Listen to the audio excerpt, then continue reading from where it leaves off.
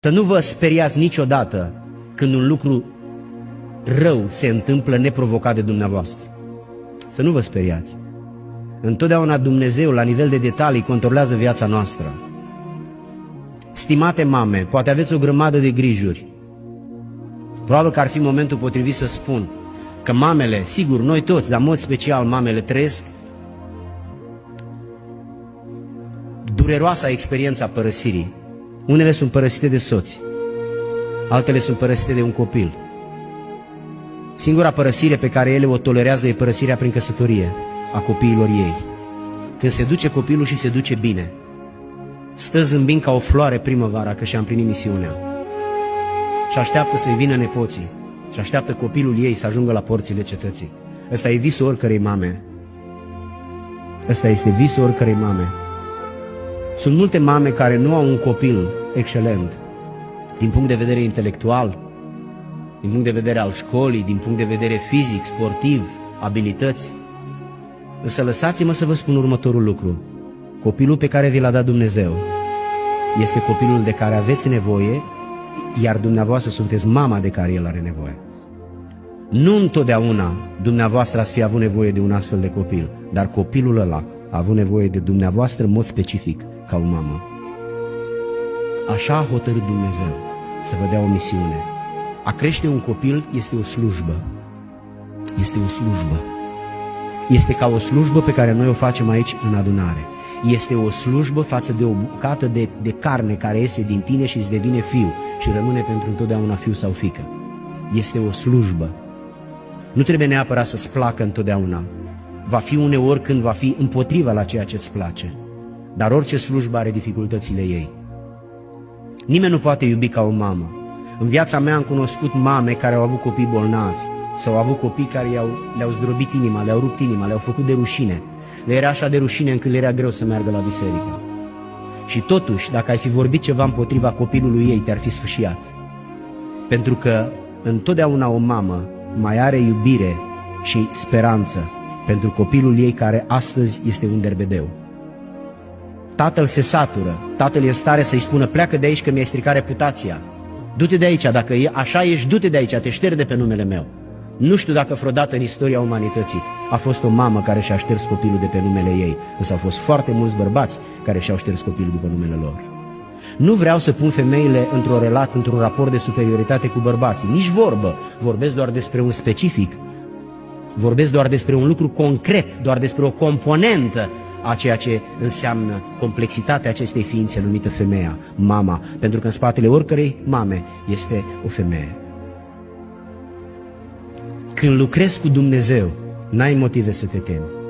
Când parteneriezi cu Dumnezeu în creșterea unui copil, în respectarea unui bărbat care nu merită, în iubirea unei soții care nu merită, în cinstirea unor părinți care poate nu merită din punct de vedere logic, întotdeauna faci o slujbă. Iar Dumnezeu din cer va răsplăti, va onora și va binecuvânta slujba pe care nu trebuia să o faci după standardele lumii, dar o faci după standardele Lui. Mamele, prin excelență, sunt ființe speciale pentru noi toți, pentru că sunt poarta prin care am intrat în lumea asta. Indiferent de circumstanțele potrivnice, de limite, de legi, de adversități, de probleme, de neînțelegeri, ele rămân întotdeauna atașate de copil, murind lângă el sau trăind lângă el. Scumpă biserică, aș vrea să vă propun ceva. Scumpi frați, nu frângeți niciodată visul unei mame. Ea lucrează cu Dumnezeu la viitorul unei generații. Nu frângeți niciodată visul ei. Nu frângeți niciodată visul unei mame. Ea crede că copilul ei va ajunge ceva, indiferent ce spun vecinii, dușmanii și prietenii. Ea continuă să creadă că din copilul ăsta pe care l-a ținut în pântece 9 luni și apoi aproape 20 de ani a avut grijă de el, va ieși cândva ceva. Ea speră că Dumnezeul căruia îi se închină va veni într-o zi în viața acestui copil și îl va aduce înapoi, îl va corecta, îi va da minte în cap, îl va face să intre pe șină ca un tren care a deraiat, care a căzut de pe șină. Nu frângeți niciodată visul unei mame. Nu vă permite să vă dați cu părerea arogantă, religioasă și fariseică.